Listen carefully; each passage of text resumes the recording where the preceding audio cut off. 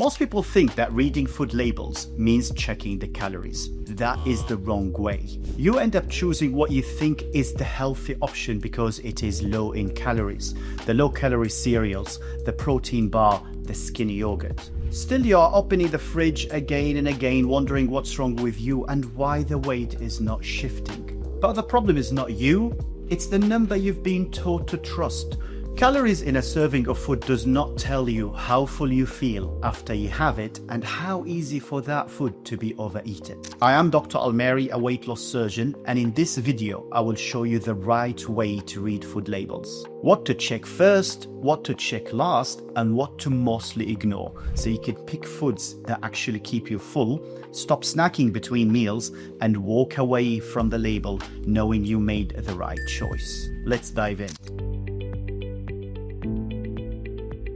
Now let's start by removing the blame. The problem is not you, it is not the label either. Food labels are never designed to help people make better food decisions. They are legal requirements meant for safety and regulation to list ingredients, nutrients, and allergens. So they provide information, but they don't provide instructions. They were never meant to teach people how to choose food in real life. Now think about what you are giving in a food label. A long ingredient list full of names you barely understand or recognize, energy values with no real context, macronutrients, protein, sugar, fat, even salt, and sometimes a traffic light system in the front of the pack. That is certainly a lot of information, but here is what is missing. No one explains how to use it. No one teaches you how to compare similar foods, what matters most, what matters least, and in what order you need to look at the food label.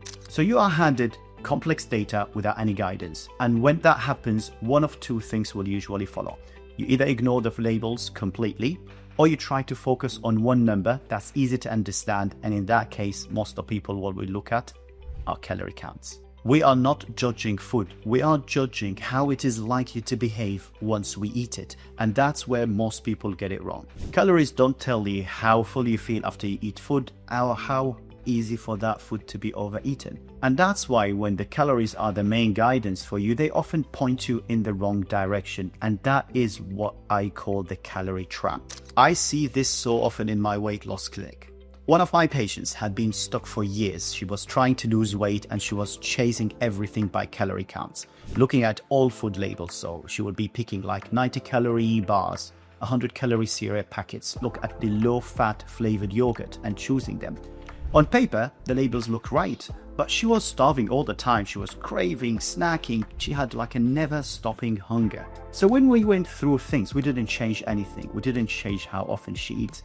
The only thing we changed is how she reads the food labels, prioritizing food quality, protein, fibers, not the calorie itself. And for the first time, she stayed full and the weight started to shift. If a label cannot help you predict fullness, it's not doing its job.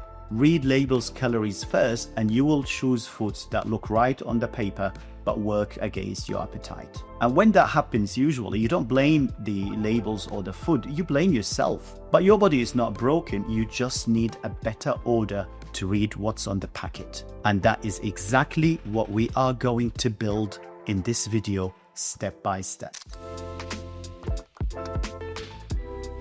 The first question to ask yourself is this food I am looking at an ultra-processed food? I will explain to you why this is so important to start with, even before you look at the macronutrients or the calories. When people hear of ultra-processed food, they often think of junk food only, but it is much broader than that. Yes, ultra-processed foods, they include a lot of the junk foods, something like fizzy drinks, energy drinks, sweetened kind of fruit drinks. They also include packaged snacks and treats, things like crisps, biscuits, cakes and pastries. But they also include many of our everyday foods that we don't easily notice or question. Things like frozen pizzas, pasta dishes, instant soups and noodles, ready meals that are filling all the freezers in the supermarkets. And this matters because ultra-processing must be the first thing we check when reading a food label. If we miss this step, everything that follows becomes much harder. Here is why. Because ultra-processed foods usually are made in a large industrial scale. Many of the natural food structures are broken down and replaced with kind of industrial ingredients just to make the products cheaper, last longer, or much easier to eat or overeat. The manufacturers will use the flavorings to replace the natural taste. They use starches to replace the structure, and they add a lot of additive and emulsifiers just to kind of keep that food together and hold it nicely together. The results usually what you will see is that most of the ultra processed food are very easy to swallow, very easy to chew, and to be honest, very easy to overeat. The reason for that is that these kind of foods, they bypass our normal hormonal signals, the signals that tell our brains that we've eaten enough, so you don't need to eat anymore. That's why most people often say, I wasn't that hungry, but I kept eating, I kept snacking, but I didn't feel hungry particularly, but I just kept going. When I see patients in my weight loss clinic, if a particular patient's food diary is dominated by ultra-processed foods, the progress will usually stall. No matter how carefully we looked at the macronutrients or the calories and we tracked everything. This is not about never eating ultra-processed food. They are common, they are convenient, and most of the time they are cheaper. It's about control, awareness, and proportion. Because when ultra-processed foods make most of your basket, you feel less satisfied after meals. You will snack more, and you kind of rely on willpower most of the time rather than having reasonable controlled appetite. So before macros, before calories, before serve size, you ask yourself one question: is this ultra-processed food? Now here is my 5-question checklist that would help you to spot ultra-processed foods in less than 10 seconds using just the packet in your hand. The first question you ask yourself is that, is it ready to eat or just need a little bit of a heating? Does it say ready to eat, microwave in a few minutes, or just add a little bit of boiled water?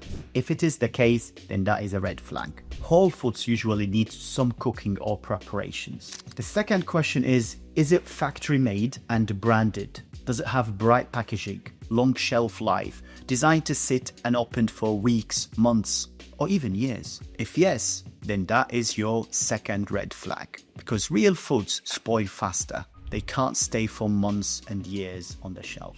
The third question is the ingredient list too long? More than 5 ingredients, several lines of small text ingredients.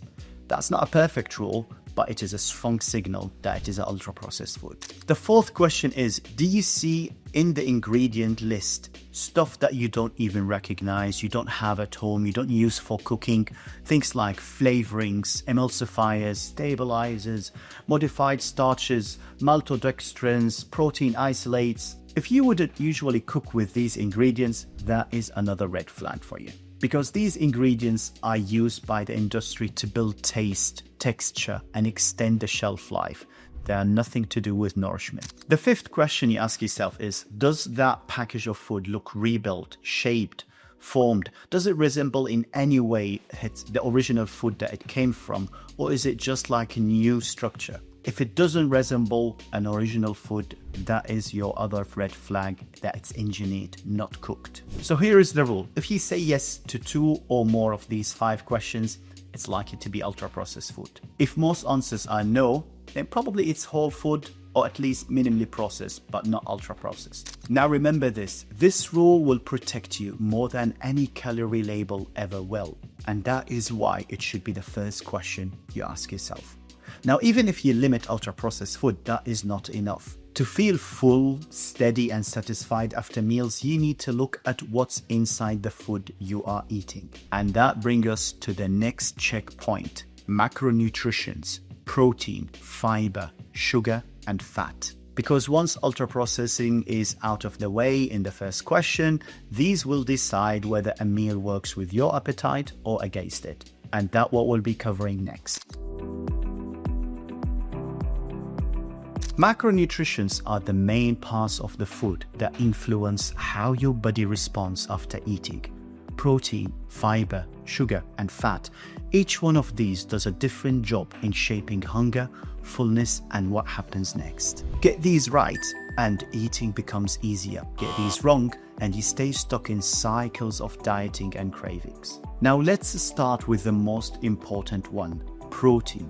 Protein is not about bodybuilding. Protein anchors a meal. It helps you stay full, protects your muscles, and reduces all the mindless snacking later on. So when you read a label, ask yourself one very simple question. Is protein doing the main job here, or is it just a decoration? As a rough check, foods that have about 10 to 20 grams of protein in each of 100 grams of that food are usually doing the real work. Now, the next thing to check is fiber. Fibers is usually overlooked, but it's very crucial.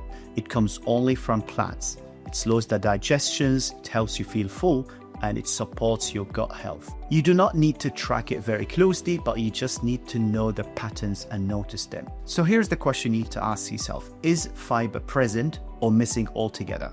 If fiber is there, the food usually works with your appetite.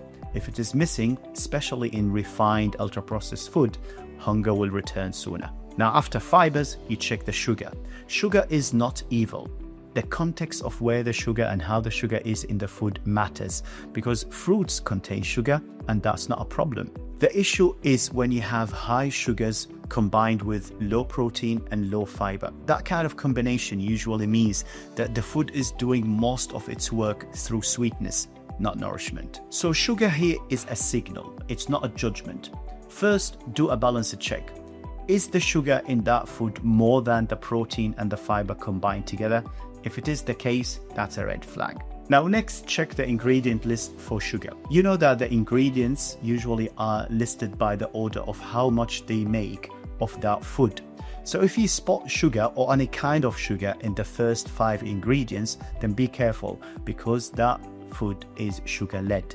At that point, it is not really a daily food. It's more like a dessert, even if it is marketed as healthy. Now here you need to watch out for some other names of sugar that the industry could use when they are listing the ingredients, because sugar could hide under different names, something like glucose syrup, fructose, dextrose, maltodextrin, sucrose, or corn syrup. If you see several of these together, that is still sugar but split into different parts. Now the final check is fat, and this is where a lot of people get confused. Fat in whole foods is not the same as fat in ultra-processed food. In whole foods, the fat will come packaged with protein, fiber, and structure. It adds flavor, it helps meals last longer, and it does support your fullness.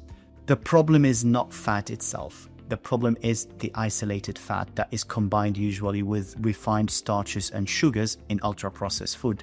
Usually that fat comes from highly refined oils, things like vegetable oils, rapeseed oil, palm oil. These are the oils that are usually used by the industry in making ultra-processed food. So ask yourself a final question. Is that fat coming from whole food, or is it from heavy processing? So fats from foods like eggs, dairy, nuts, seeds, fish, and olive oil, they usually work with your appetite.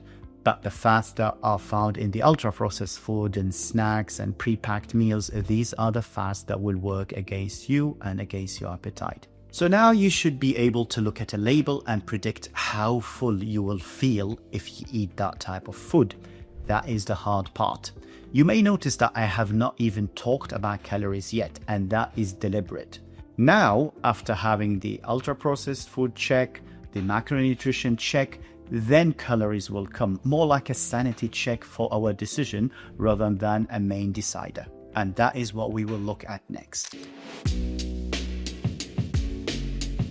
Now we talk about calories, but first a quick reset of what calories actually are. A calorie is a measure of energy based on how much heat that food will produce once burned completely in a sealed laboratory cooker.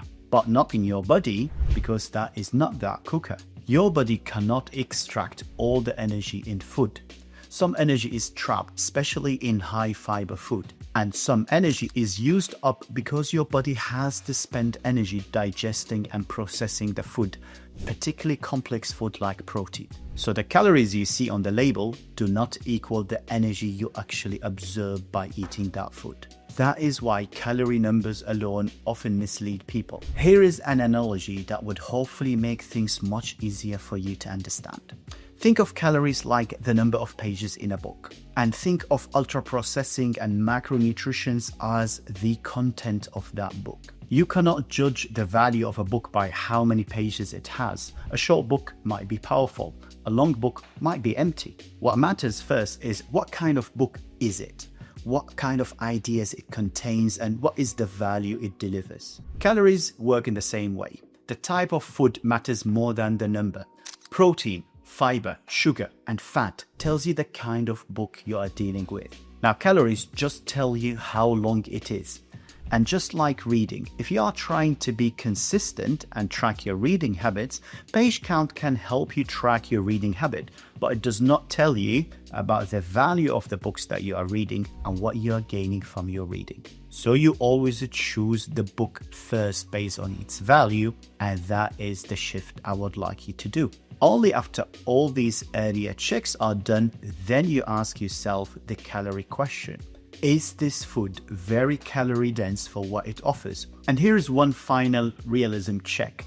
Look at the serving size they used to calculate the calories when they wrote it on the pack, and ask yourself honestly, would I realistically eat one serving, or would I eat more than that? Many labels look fine in terms of calorie count until you realize that the serving size is half or even quarter of that pack. This is not about restrictions, it's about real life, because once you adjust for a realistic serving, the calorie picture often changes. Now, calories don't decide the food, they kind of confirm the decision you have already made, and that is how they stop confusing you and start helping you. If there is one thing to take from this video, it's this. Food labels are not the problem. You were just never taught how to read them in the right order. Read labels calories first and you end up confused and still hungry. Change the order. Ultra processing first, macronutrients second, and then last is calories, and the labels start making sense. You stop asking yourself, is this food good or bad? And you start asking,